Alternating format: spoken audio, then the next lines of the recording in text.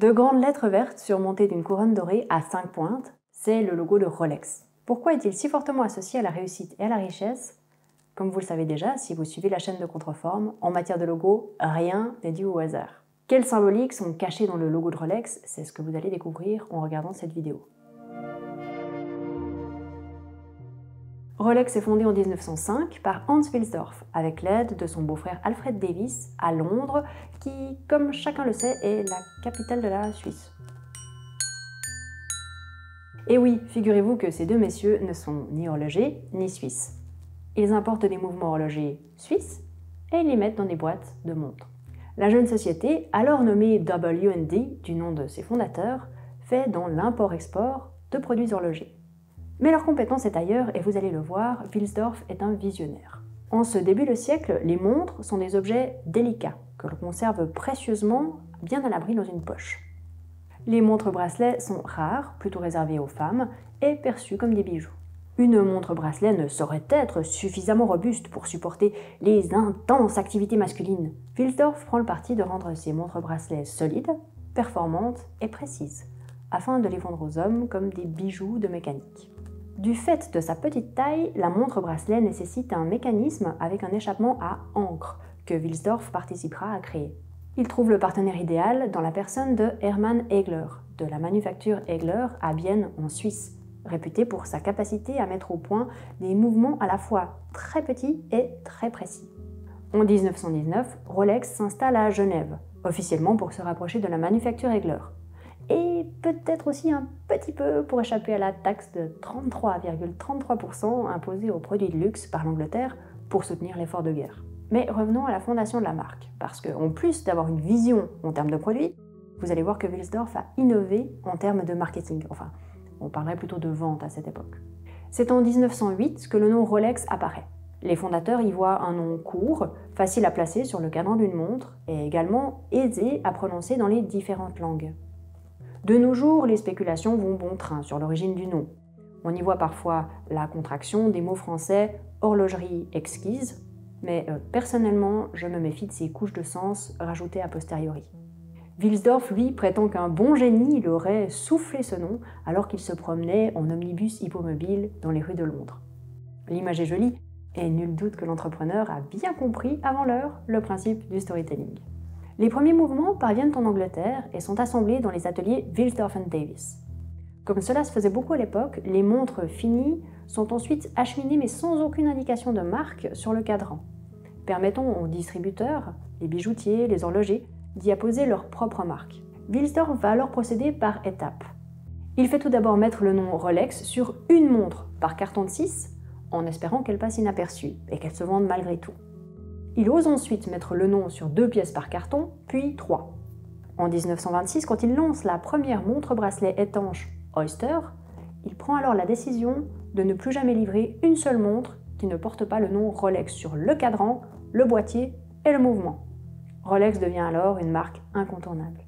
C'est de cette réflexion que naît le logo Rolex, dessiné directement par ses deux fondateurs en 1925. Comme beaucoup de logos dans les années 30 à 50, il reste assez fluctuant dans ses détails, mais la couronne à 5 pointes est déjà une constante.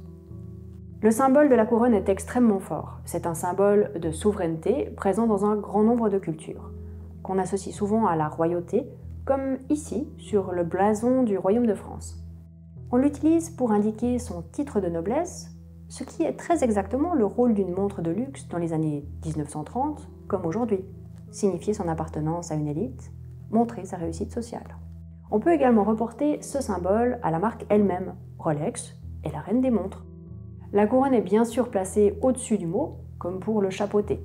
Et quand le logo est en couleur, elle est représentée dans une teinte dorée, en cohérence avec le métal précieux dont elle est généralement constituée. Ces 5 pointes sont spécialement longues, et elles se terminent par des boules. On peut voir dans ce chiffre, 5, un rappel du nombre de lettres du nom Rolex.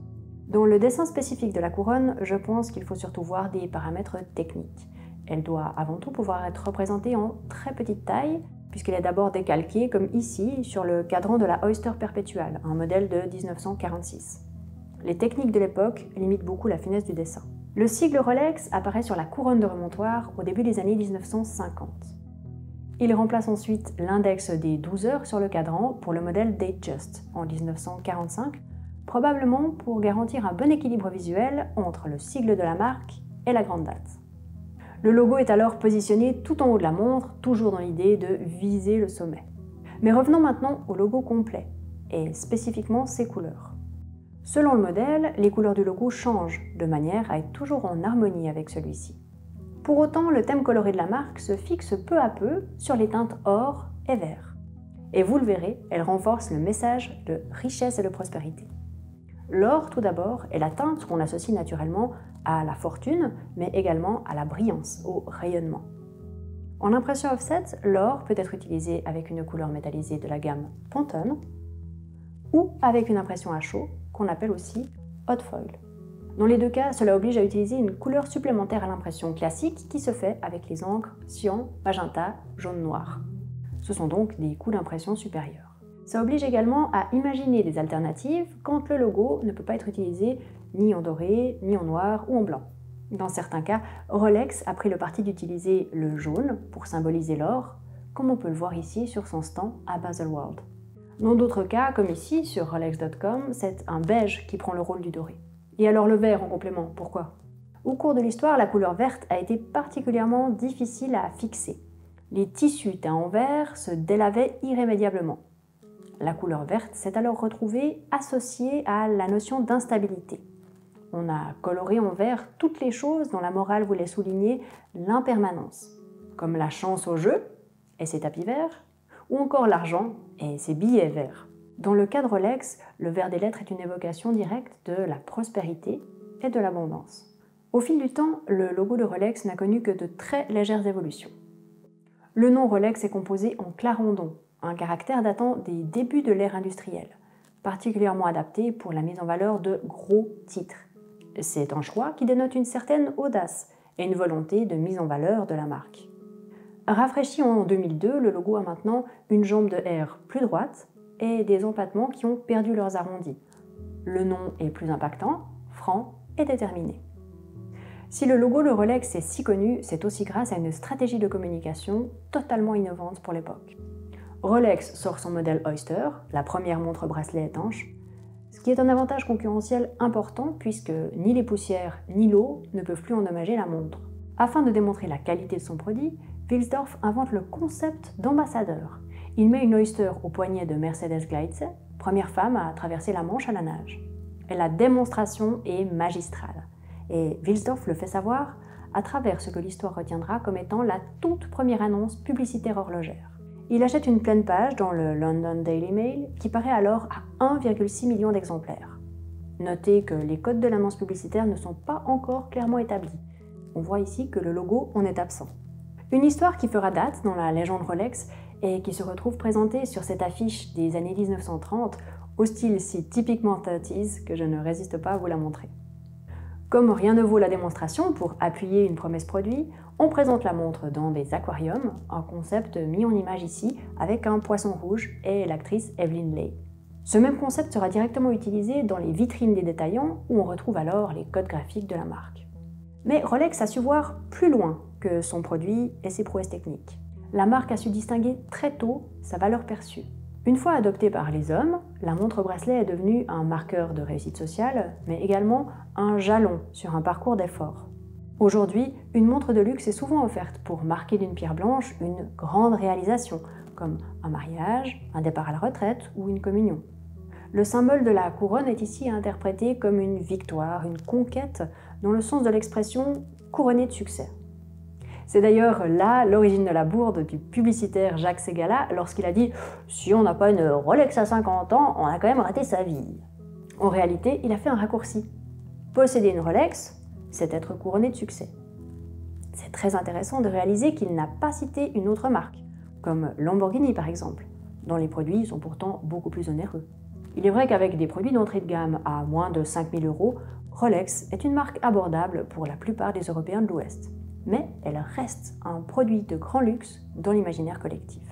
La montre Rolex est un objet qui célèbre un effort fourni, qui permet de garder une trace du chemin parcouru et qui fait l'éloge du mérite personnel. A crown for every achievement, dit le slogan actuel.